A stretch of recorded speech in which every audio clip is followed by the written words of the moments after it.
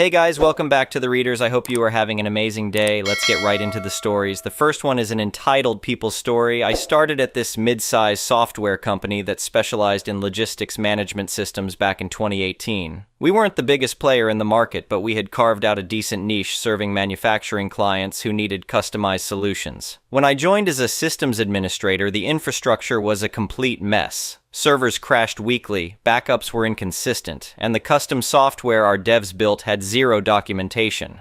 Over time, I quietly became the backbone of the entire operation. I rebuilt the server architecture, created redundancy systems, wrote documentation for all our proprietary software, and became the go-to person for our top clients. I wasn't just IT support, I was the one who understood how everything connected together. The developers built the software, but I was the one who kept it working in the real world, customized for each client's specific needs.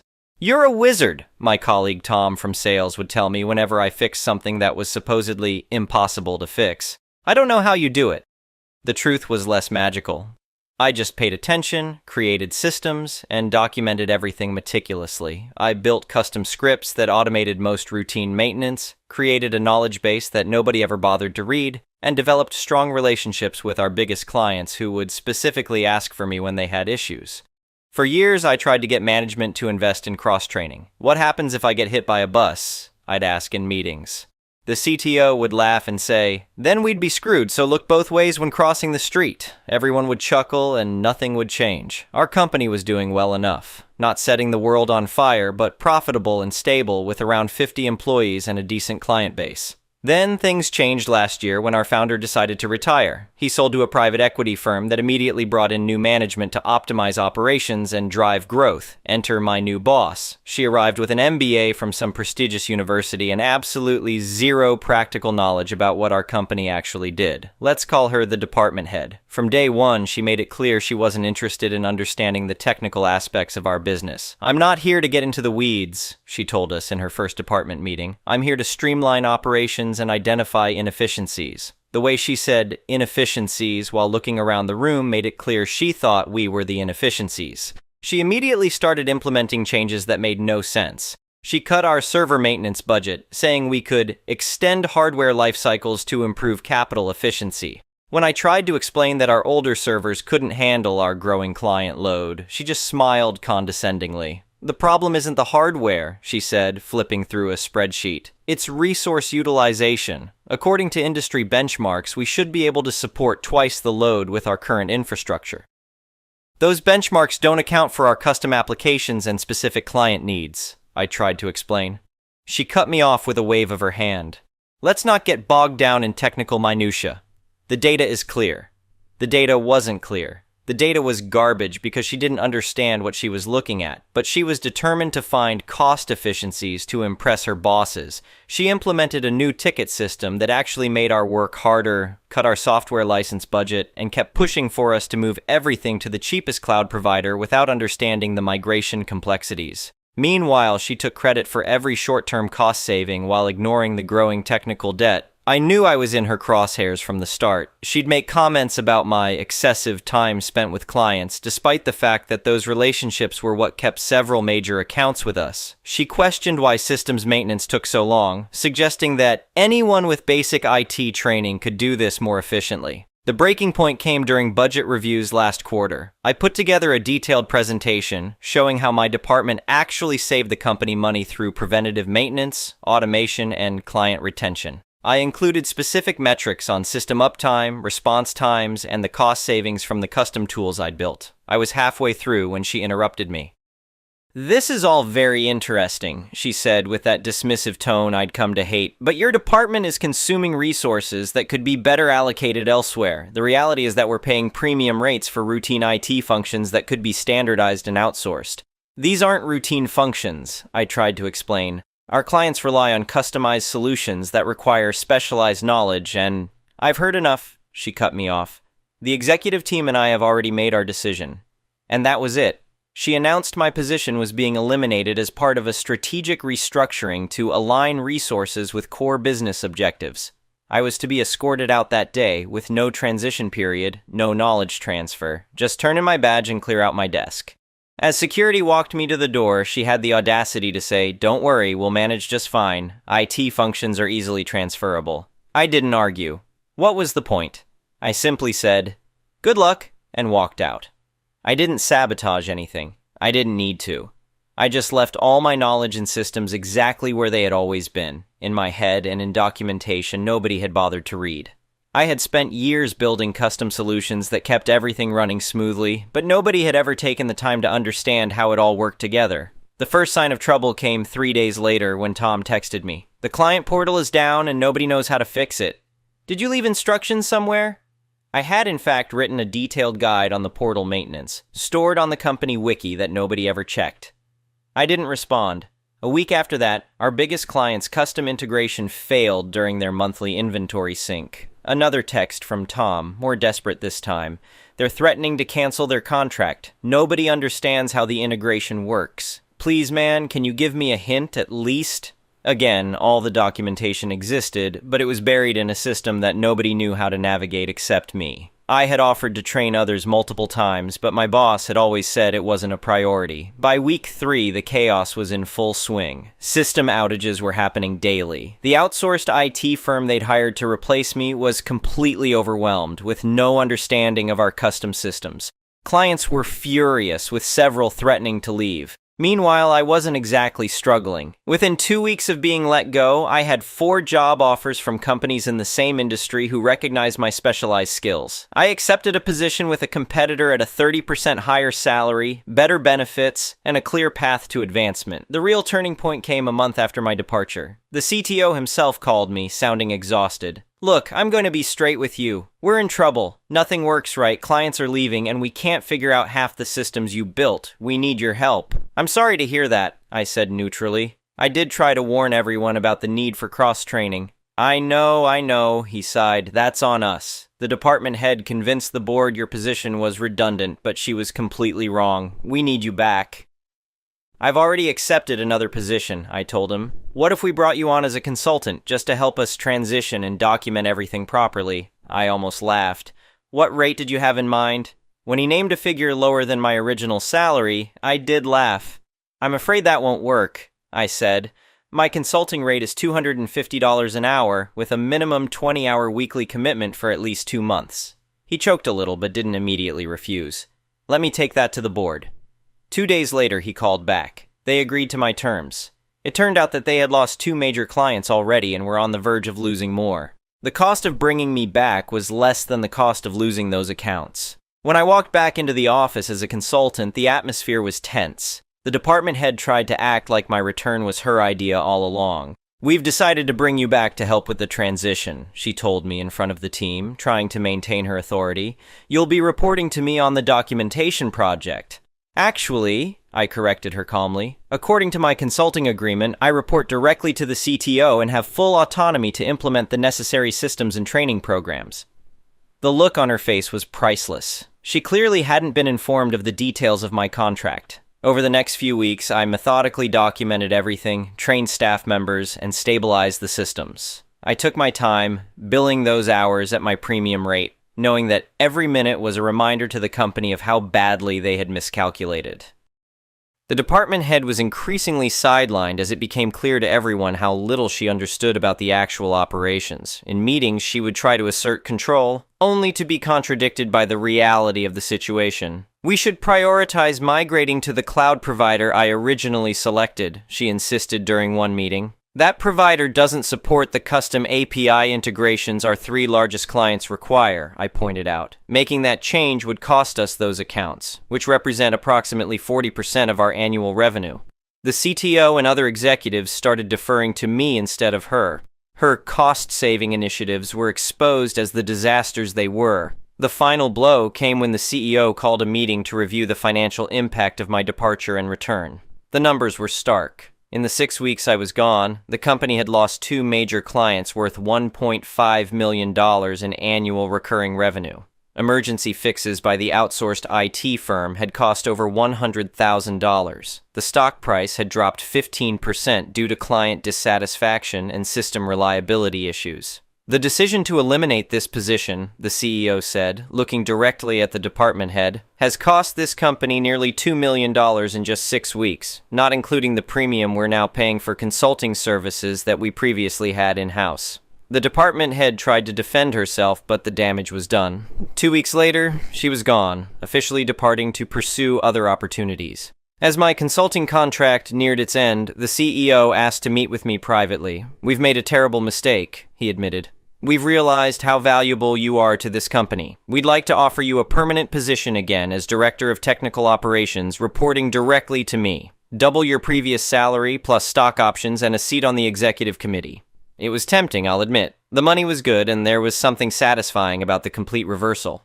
But I had already seen how this company operated under pressure. "I appreciate the offer," I told him, "but I'm happy with my new position. They value my expertise and have built knowledge sharing into their culture from the ground up.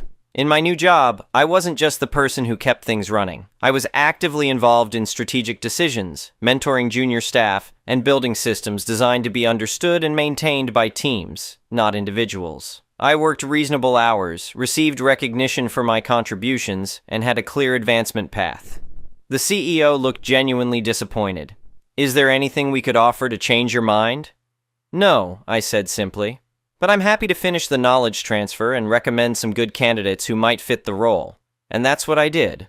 I completed my contract professionally, ensuring the company had all the documentation and training they needed. I recommended a former colleague who was looking for a new challenge, who eventually took the position at the elevated salary and authority level.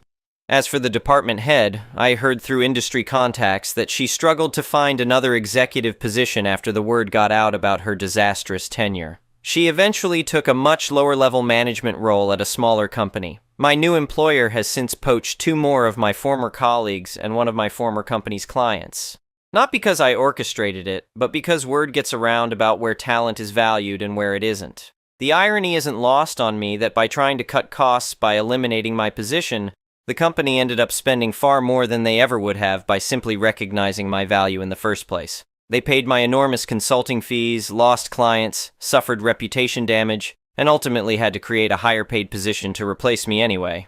Sometimes I think about what would have happened if they had just listened to me years earlier when I asked for cross-training and proper recognition of how critical these systems were. The company might be in a much stronger position today, but that's not my problem anymore. I'm earning 35% more than I was before, working fewer hours, receiving regular recognition, and actually using my vacation time. My new company even sends me to industry conferences to keep my skills current, something my former employer always considered an unnecessary expense. The best revenge isn't about getting back at people who undervalued you. It's moving somewhere your contributions are appreciated and watching from a distance as reality catches up with those who didn't. The next one is a pro-revenge story. My buddy is an accountant. He has his own firm. His biggest clients are small to medium-sized businesses. Well, he had a client who owned 4 different clubs, bars in 2 different cities. Client was always shady, always slow on payment, etc. I was also a customer of one of the bars. They had poker game that I would play in on Thursdays. Well, one day I'm at my buddy's house having a few beers and he's idioting about non-payment from a client. I ask who, he doesn't want to say, but it's really bugging him because it's a significant chunk of change. He then says the name, we'll call him Scott. I'm like, wow, Scott isn't paying you? He then says Scott is saying business is way down, and I think that's odd. I've been going to one Scott place and every Thursday is packed. My buddy looks at me and goes, "Really?" I go, "Yeah, he does this new cash discount, think 15% off your tab if you pay cash." My buddy goes, "Really?" I tell him about my experience at Scott Bar, and eventually the topic changes. A few weeks later, my buddy calls me up and says, "You going to Scott's Bar to play poker?" I said, "Yay." He says, "Can I join?" I go, "Sure." He joins, we get a few drinks in us, lose our money at poker. My house is closer, he decides to crash there. On the way over, he breaks down his theory. He thinks Scott is vastly underreporting his revenue. The reason why he suspects Scott is offering cash discount is cause cash is easier to hide. He says he's going to do a deep dive on Scott's finances. My friend tells me his plan is to go all 4 of Scott's establishments, get the prices he charges at each place, pieces together how much alcohol he's buying versus how much Scott is saying his revenue equates to. He looks up how much Scott is paying in payroll, rent, bills, etc. Keep in mind, he has access to all this info, and he determines that Scott is basically using his credit card receipts plus a little bit of cash to cover his cost of his business to include rent, payroll, insurance, liquor, food, etc. However, based upon the amount of products he's selling, he's suspecting Scott is underreporting his total income by about 35%, 40%. He goes back into Scott's books even more, and he figures in the last year, Scott has been underreporting his sales by 35%, 40%, but he's also been underreporting his sales by at least 20%, 25% for years on end. Simply put, there is no way Scott is going through as much product and as much alcohol as he's purchasing and having the revenue numbers that he's claiming. He's underreporting his sales to his accountant, which means he's also underreporting his earnings to the IRS. By this point, Scott owes my friend thousands of dollars that he hasn't paid. He said his total amount owed could buy a brand new motorcycle. He never gave me an exact number. My friend decides duck getting repayment from Scott. Let's get repayment from the IRS through the whistleblower program. He's estimating Scott's underreported his revenue by millions of dollars over the course of years. The whistleblower fees he'd earn from the IRS far outweighs the amount Scott owes him. The IRS will pay between 15 to 30% of what they collect. So with the assistance of a lawyer, my friend gathers all the evidence he has Scott's underreporting to the IRS and files a whistleblower report with the IRS. During this time, my friend fires Scott as a client for non-payment. Now this part gets boring because there's a lot of legal wrangling and back and forth. This went back and forth. However, eventually the IRS comes down on Scott and they come down hard. It's estimated that Scott underreported his income to the IRS by about $4.5 million. Now, my friend never told me how much the IRS was able to recoup, but Scott's businesses are no longer his businesses, and $4.5 million would put the whistleblower reward at $675,000. 1.3 million. Keep in mind it's based on what the IRS collects, not the amount that's reported. I've asked my friend how much he got in the end, and he simply says, I no longer have a mortgage, and it would have been much cheaper for Scott to just pay me. The next one is a malicious compliances story. So this happened a good 6 years ago now. I was just starting my IT career, so I was a basic level 1 desktop engineer for a large financial company. My team consisted of me, a level 2 engineer, and 3 managers. 1 for data, 1 for people, and 1 overall manager. Parking in town was either expensive or impossible, and while management and supervisors got parking spaces in the huge multi-story next to the office, other staff members didn't get one, and either had to pay the very expensive parking fees or park far away and walk. Being on a low entry-level salary, I opted to walk the 30 minutes into town, and often got sick due to bad weather. The level 2 guy lived a 5-minute walk from the office and didn't own a car. When any of the managers were off, they offered their parking space to me so that I wouldn't have to walk, which was very nice of them and greatly appreciated as it was saving me money too. One day I got called into HR because somebody saw me coming out of the multi-story and got jealous and asked why I get a space and they don't. This HR manager was incredibly condescending and talked to me like I was a literal child with lines like, "Back when I was your age, I thought the world owed me everything too," which is absolutely not my attitude, but sure, go off on one like you know me. She said it wasn't fair on the level 2 guy because he might want the space too. She wouldn't listen when I said he didn't drive, and even said to me he didn't want it after I asked if he was okay with me using the space. At the end of the day, I went into the management office and we were chatting about the day as we usually did, and I told them about the HR meeting and said they weren't allowed to let me use their space anymore. The data manager then had a genius MC suggestion. She was a very selfless soul who sacrificed much of her time to help other people, and this situation rubbed her the wrong way, and she wanted to do something out of spite. She said that whenever any of them were on holiday, they'd just tell me that their parking space will be empty for the duration, not specifically that I can use it, which is what we were told not to do from HR. So the next time they were on holiday, I parked in their space, and after a few days somebody else got jealous and tattled to HR again. I was dragged into a meeting and asked why I was still using their space. I said that I just took a chance on an empty space I found in the multi-story. They were rented, not pay and display. She went and asked the data manager when she was back in if she said I could use the space, to which she said, "No, I just said goodbye before I went on holiday for 2 weeks." HR then told her I was in her space in her absence and asked her if she wanted to raise a complaint against me. She said, "No thanks, I wasn't using it anyway." Their hands were tied, and there was nothing they could do to prevent me from using the spaces as they're allocated privately to the individuals for use even outside of office hours and only reclaimed when they leave. The next one is an entitled people story. I attended a small Christian university roughly 20 years ago. It was actually accredited and offered a good education. Honestly, the professors and staff were really good overall, but oh dear, sweet flying spaghetti monster, the students. It was like a magnet for entitled brats. My first year, I hadn't made many friends. I'm an introvert and was painfully shy at the time, so putting myself out there was hard. As a result, I ended up with a roommate my second year that I didn't know. Let's call him Jake, not real name. Jake was a bully. Most of my life, I think I walked around with a bully me sign on my back, as it was a pretty constant thing in my childhood and early adult life. He'd randomly take things, question every choice I made, and talk down about my studies. He also had a friend, Mark, not real name, who was maybe worse. He was also a bully. Guy was a checklist of all the worst aspects of religious fanatics. Arrogant, a hypocrite, and seemed to want power and influence, so was aiming to become a pastor. Both were pretty relentless in bullying me. They said they wouldn't if I stood up for myself, but when I did, I quickly found out that they could dish it out, but couldn't take it. They'd interrupt my studies and sleep constantly, and it was the first time I'd seriously contemplated suicide. I ended up spending most of my time anywhere that wasn't my dorm. I have a lot of stories about them, but for now, I'll focus on one each. Mark liked to play video games with us, mostly Smash Bros. He was always cocky, and he was a better player than me, who prefers to play PvE games. Punish me from soft. Trash talk was common, but neither of them could take what they could dish out. One time, we were playing with a group and I actually managed to win. I was in the zone and felt pretty good, until Mark opened his mouth. Mark, I lost to OP? Man, I was playing terribly. Me. Well, maybe God wanted to see you humbled. Yes. I sucked at burns back then. Mark. Well, he's gonna love when you get punched in the face. One of the other players gave a whoa as he'd essentially threatened violence. Over a video game. Because he lost once. I guess I was feeling annoyed since he was being dismissive of me and had basically said I deserved to get punched. Me. You get annoyed with us for cursing and you basically said you want me to get punched. Mark starts on some lecture about how cursing is against God when the same guy who had given the whoa before just said, Mark, shut the duck up. I couldn't help it. I laughed my ass off. Mark just sat there kinda unable to say anything. Guy later told me he got a lecture from Mark for cursing, but said it was well worth it.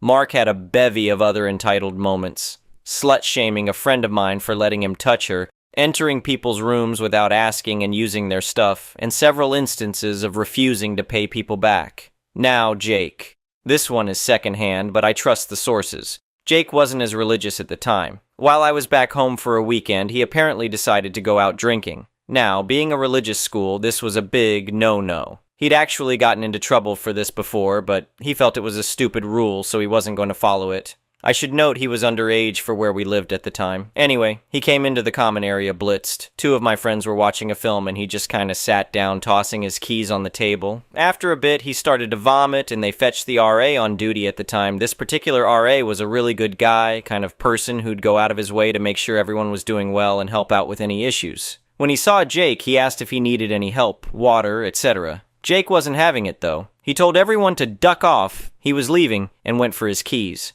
The RA likely would let the drinking slip since he was more concerned for his well-being, but he wasn't about to let someone drink and drive. He reached out to grab the keys and Jake punched him across the face. I don't have many details about what happened after that, but I got a call letting me know my roommate was being kicked out of the school and that he was not permitted to come on campus anymore. This actually led to a lot of problems for me since they suspected I knew and was hiding it. I told them I avoided being in that room as much as possible, which friends and the library staff confirmed, but it did cost me becoming an RA since the higher-ups still weren't sure about me. Fortunately, Mark had to leave school after that year because his parents were not going to fund him with his poor grades and Jake was banned from campus. Mark, who had wanted to become a minister, thankfully never was appointed to any church leadership. Jake is actually a sad story as he spiraled and ended up homeless for a long time. He's now every bit the religious zealot Mark was. Things were better for me after this. I found my people on campus, mostly in my major, as well as others who took Love Thy Neighbor much more seriously. After graduating, I ended up working overseas, deconverting, getting help I need for my mental disorder, and finding some of the best friends I've ever known. Wouldn't be my last encounter with an entitled bully, but I'm better and handling it now. All this to say, if you're planning to attend a small religious college, well, maybe consider some alternatives. I'm not saying religion is bad, but if my experience is any indication, your faith is better served elsewhere. The next one is an entitled parent story. I, 25 female, and my fiancé, 25 male, found out we were pregnant in early January. We unfortunately miscarried and found out the baby had no heartbeat on February 26th. For about 2 weeks after that, I was physically going through a miscarriage, which meant bleeding a lot, passing the rest of fetal remains, tissue, and mentally being distraught. I cried for a week straight. We lived in a different state from our family, so we were basically going through this alone. As soon as we found out about the miscarriage, my fiancé told my parents and then told his mother. His mother was excited about becoming a grandmother and whatnot. I'm not sure how that phone call went, but presumably it went fine. However, the next day he was receiving text messages from distant family members sending their condolences or whatnot. Immediately we knew she had been telling people. I told my fiancé that he should at least tell his dad, parents are divorced, and siblings before his mom gets to them. Once he called them to tell the news, they all already knew. Everybody. This honestly pissed me off. I do not think it is her place to share this news, and also, she never texted me. She never called me to ask how I'm doing or anything. I felt like something so personal that I was experiencing was reduced to basically some sort of gossip. My fiancé texted her, "Why are you telling everybody?" And she just ignored that message. She never tried to call him either. He decided to just ignore her as well, because she would text him periodically random stuff like her flight info if she was flying, but again, it was just random stuff. Whatever. Fast forward to a few weeks ago, we decided to just plan our wedding since we've been engaged for 3 years, LOL. I sent out our save the dates, which she has not responded to or asked us about. I felt that this would be the perfect opportunity for her to reach out and IDK be a mother. A couple days ago, she FaceTimes my fiancé, but he was working, so he called her back the next day. We thought she was finally going to ask about the wedding, or maybe say sorry. Nope. She was just calling because she was on vacation and wanted to show him some stuff. This annoyed my fiancé, and he said, "Oh, I thought you were going to apologize." And she said, "I never saw that message." My fiancé said, "Okay, well, you still told everyone when it wasn't your place to," and she said, "I only told your dad and sister," which was a complete lie since distant family on her side were texting us. My fiancé just hangs up because he can't take the lies. She then texts him, "You know what, I'm so sorry that you feel some type of way or some type of victims, because I feel the way I feel about losing the excitement and being a grandma. It's unfortunate that you feel the need to punish me for my feelings. These are your choices. I'm not a bad person. Clearly you feel otherwise. That is your opinion. Sorry for not being what you expect on a mother." Ma'am, we kinda are the victims. Does she really think she's the victim? LOL. Whatever she felt, we felt it 20x. At this point, I really hope she doesn't make it to the wedding because she's just drama. It's incredible how some people are. Edit. She's done so many things that I can go on and on about, but just so you all can get a general idea, she has an identical twin sister that she hasn't spoken to in 3 years because her twin could not take her to the airport one day. Thank you for watching. I would really appreciate it if you could like the video and subscribe to our channel if you haven't already. We'll see you again tomorrow.